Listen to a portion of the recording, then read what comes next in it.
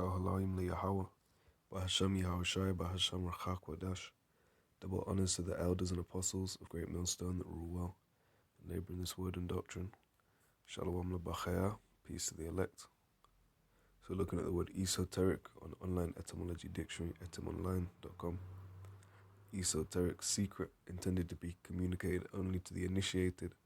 Profound, 1650s from Latinized form of Greek, esoterikos, belonging to an inner circle.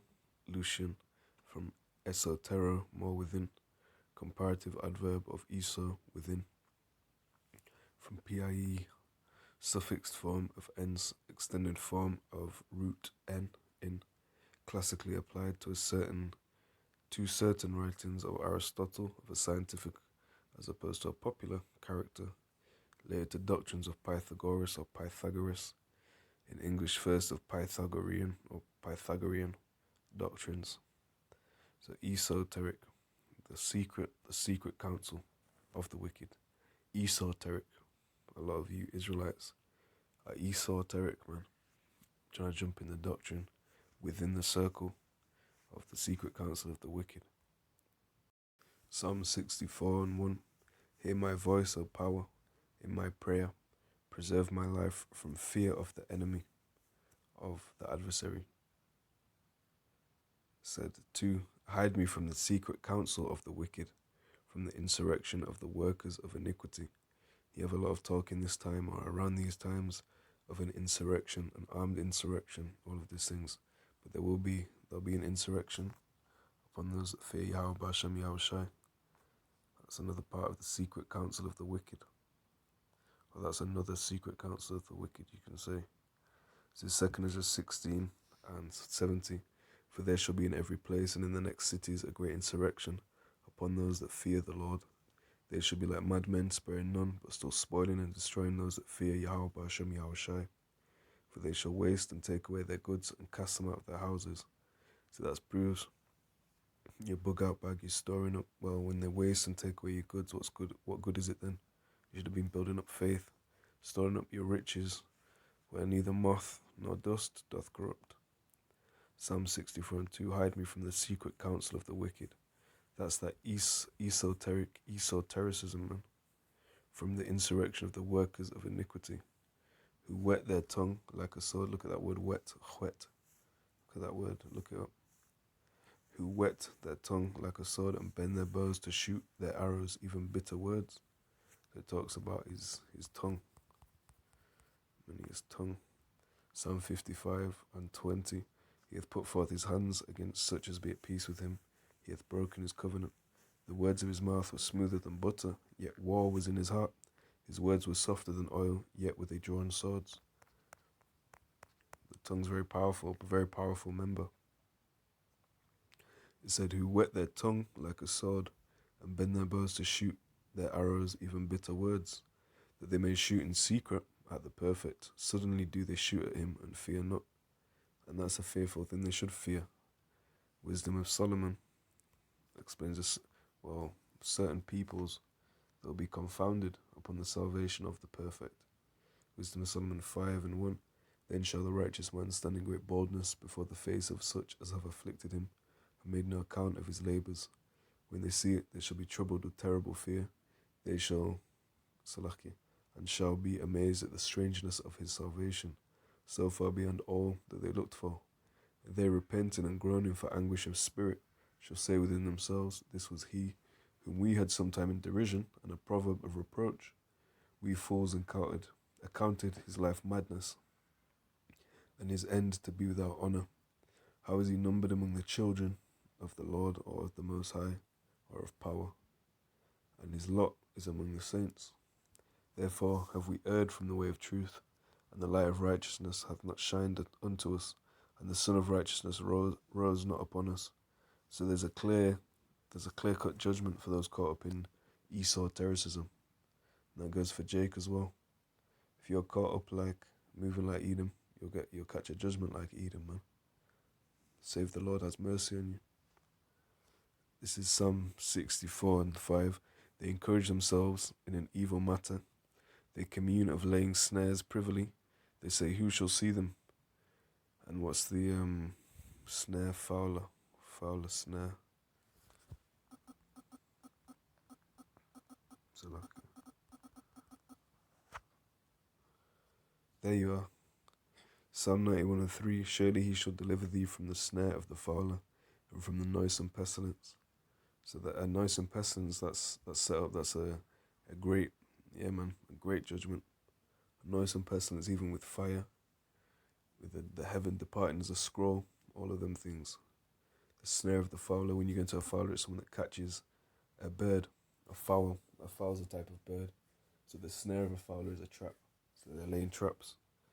It said laying snares privily. They say, who shall see them? That should remind you of so lucky, I'll just click on it. 83, I believe it's 5.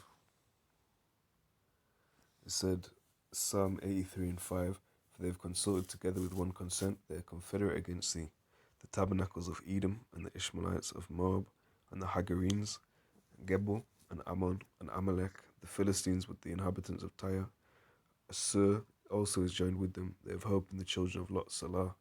And just like in this time, they've all joined under Babylon, under the tabernacles of Edom, under Amalek, and they've all been made drunk with the wine of her fornication. Therefore must be made drunk with the wine of the wrath of her fornication, or must drink of it.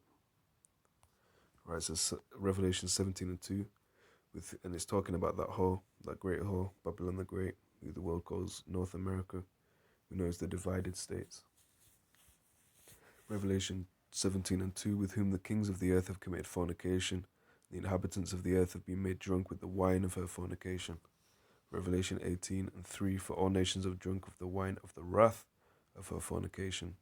The kings of the earth have committed fornication with her, and the merchants of the earth are waxed rich through the abundance of her delicacies. In 2 Thessalonians, this man's getting exposed, man. Esautericism, that son of perdition. 2 Thessalonians 2, and we'll read 7. For the mystery of iniquity doth already work. Only he who now letteth will let until he be taken out of the way. And according to the book of Obadiah, he will be taken out of the way. We know there's a 1,000-year period, and he must be taken out of the way. Verse 8, and then shall that wicked be revealed, whom the Lord shall consume with the spirit of his mouth, and shall destroy with the brightness of his coming. Now who's the wicked? Get Malachi 1:4. It said, whereas Edom saith, we're impoverished, but we will return and build the desolate places. Thus saith Yahawah of hosts, they shall build, but I will throw down, and they shall call them the border of wickedness, and the people against whom Yahawah hath indignation forever. Now some people will tell you, yeah, but that's the old covenant, now he loves everyone. Just going off, man. 2 Thessalonians 2:9, even him whose coming is after the working of Satan, with all power and signs and lying wonders. That's why he's known as that deceiver, the wicked, the border of wickedness, the dwelling place, wherever they dwell. What was it saying in Planet of the Apes? Where the beast man, he'll make a desert of his home and yours. Because he kept killing his brother, talking about that film, Planet of the Apes or whatever. Go look that up. I'll tell you about that. And we'll leave that there. We'll go back to Psalm 64, talking about Esautericism. Jake, they'll get caught up, man. Psalm 64:6. They search out iniquities, they accomplish a diligent search, both the inward thought of every one of them, and the heart is deep. But halalyam, but power, shall shoot at them with an arrow. Suddenly shall they be wounded. And we know the greatest arrow to fall upon them. It talks about in Esdras, 2 Esdras 15:16, 9:6. Talks about all the trouble. But an arrow, it talks about the plagues being sent as an arrow. But we know when you have an ICBM, when it doesn't work, it's known as a broken arrow, because they fire it as the similitude as of an arrow. They're like the modern arrows, for lack of a better term. Psalm 64 and 8. So shall they make their own tongue to fall upon themselves, and all so they shall make their own tongue to fall upon themselves, all that see them shall flee away. And that's a time where it will evermore that man of sin, that son of perdition is being revealed, man, continuously.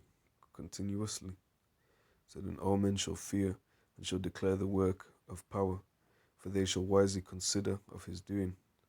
And that's, well, there's going to be a time when all nations are aware of this man. But is this the man that made the earth tremble? Psalm 64:10. The righteous shall be glad in Yahawah, bahasham, Yahawashi, and shall trust in him, and all the upright in heart shall glory. It talks about how